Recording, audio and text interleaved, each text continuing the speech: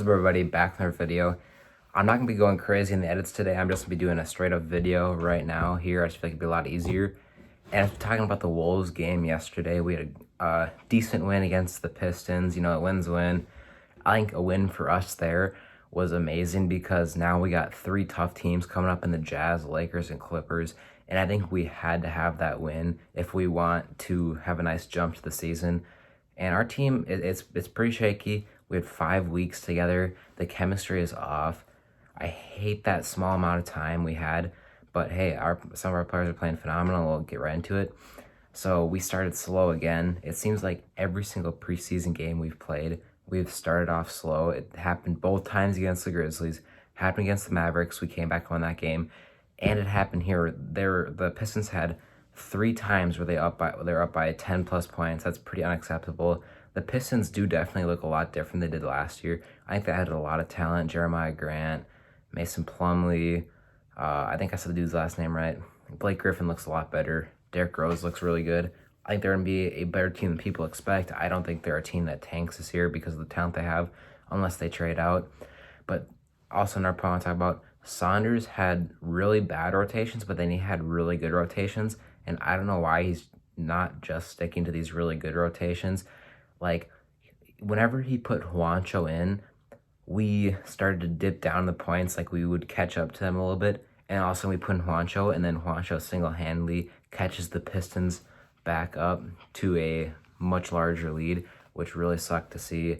Juancho missing layups. Ricky Rubio also missed one, so we'll give Juancho a little slack there. But he missed a wide open layup. Like, that's pretty unacceptable. I think we missed freaking 3 layups last night. That was pretty bad. But I really like the Kogi and Culver rotation he put out there. That adds a lot of defense. And I just really like those 2 players on the floor at the same time. I really hope we can see that rotation a lot throughout the year. I don't think we saw that too much last year, and I want to see that a lot more.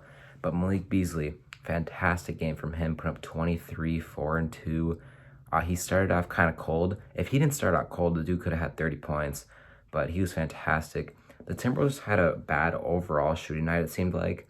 Like, in the first half, we were shooting about a little over 20% from 3. Like, that's pretty bad from a team that you would expect as a whole to shoot maybe like 35% from 3.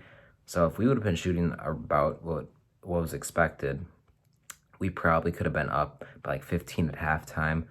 But hey, it's our first game. But I just want to talk about now, Edwards had a fantastic debut. Holy cow, 15, 4, and 4. I'm so surprised that he actually seems ready compared to all the other rookies, because he hasn't played a game of basketball.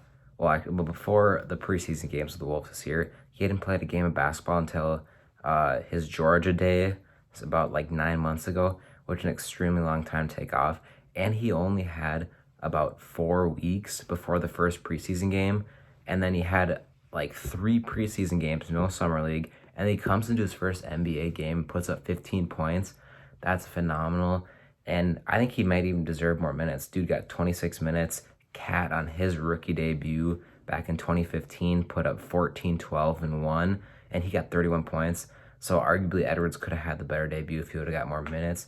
But hey, I think that's a phenomenal debut. It's got to be one of the top Timberwolves debuts in NBA history. I mean, not only did we get the win, but the young guy showed up. But our big thing is Karl Anthony Towns needs the ball more. At the end of the game last night, when we constantly ran him in the post at the end, when it was like really close, like 101 to 101, we all of a sudden go on like a 10-0 scoring run because we keep giving him the ball. The dude got 7 assists. Whenever he has the ball, they have to put 2 defenders on him, especially when you have a guy that's not as skilled defensively like Mason Plumlee on him, because he's just going to get to the basket so easily on those guys. And that's why he got 7 assists last night. Usually I'd expect him to get around 4 to 5, but he looked really great passing. And not to mention, he shot 60% from the field, 50% from 3, 100% on his free throws. Like, that's phenomenal shooting. He just needs the ball more. I think that was a mistake that he wasn't getting the ball as much as he should have been. But I would assume based off of that game, he gets more next game, especially against a better team than the Jazz. But yeah, Culver, as another point, he looks so much better this year. He put up 10 boards last night. I think he led the team in boards, actually. 10 points, 10 boards, 2 assists. He looks phenomenal, especially defensively. And he's not getting like any minutes. I think he played like 20 minutes last night. he should be getting 25, 26, and I think he deserves a starting role. I would so much rather have him start over Layman at that power forward spot, which is kind of weird to have him at power forward because he's not that big. But I like that small ball attack, especially when he's bigger. But against teams that have a big power forward, maybe like a Giannis, I wouldn't do that because Giannis is like 6'11", maybe 7 foot. So I can't see Culver really handling that, especially with the muscle mass difference. We need to calm down on the offensive end. At the beginning of the game, and it seems like every single time at the beginning of the game, we're forcing up bad shots. We're not running like correct plays. We're not giving the ball to Cat enough. Like last night, we started to run the pick and roll with Cat and started posting him up. We started to score. That's when we went on our 7-0 scoring run last night.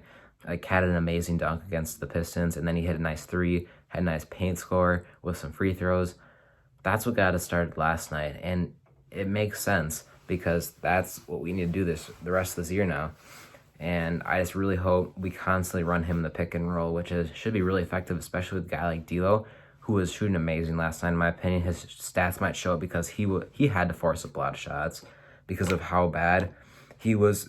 He was put out in terrible rotations with Juancho, and I would so much rather have D'Lo put up a contested shot than Juancho put up a wide open 3 with how bad he's been doing this year. He hasn't scored any points in his last 2 games, and he's been getting really good minutes. He needs to get better. But I love our late lineups that Saunders has been putting out. D'Lo, Malik, Okogie, Culver, Towns. Those are lineups that are going to help us win games. And actually, no, we had Rubio in that lineup too, but I'm a big fan of the D'Lo, Malik, Okogie, Culver, Towns lineup. I think that lineup has a really good amount of defense. If you put Rubio instead of D'Lo, you're going to lose some of that offensive threat ability, but you add defense. I think that lineup would be awesome also, and D'Lo needs to rest. That'd be cool. But yeah, at that point, Culver's playing power forward, and it's gonna be weird. I think Culver could do good at that power forward spot. Yeah, it's gonna be weird. He's like 6'6", 6'7". I don't know his exact height, to be honest with you, but I think he can do it. He had about 15 pounds off season, especially in his upper body, and his just offensive talent looks so much better. He's really showing why he was that 6th overall pick, and there's no doubt in my mind after what he's been doing right now that I would still probably heavily consider him at that number 6 spot. I mean, of course, you got guys like Tyler Hero that you can maybe pick over him still, but Culver's been showing up. Hero had a bad first game with the Heat, but that's all right. It's first game. But to end this video, I'm kind of talking about the NBA in general. I want to talk about the fact that we got to take it a lot easier on the rookies this year. People are blasting the rookies who are not playing like fantastic right away.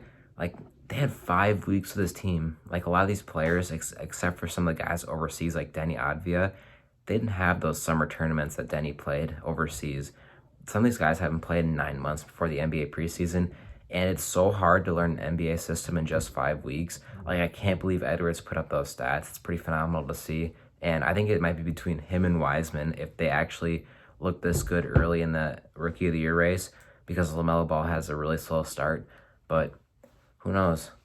He could pick it up. I don't think the Hornets fit is the best. I don't really like that fit with the Hornets too much. I think he would have been better on a team where he's allowed to do more, I guess you could say. But hey, that wraps up this video. Thanks for watching. I just wanted to have a quick rant, I guess, on the Timberwolves here. Decent win, 10-point win. We got the Jazz on the 26th, though, in 2 days, actually. We got the Jazz. We got a little off time here for the holidays, which is cool. But thank you guys so much for watching. And thanks to the legends that are still watching the video right now. That's awesome. If you guys stuck through the whole video here. But I'll see you guys in the next one. Peace.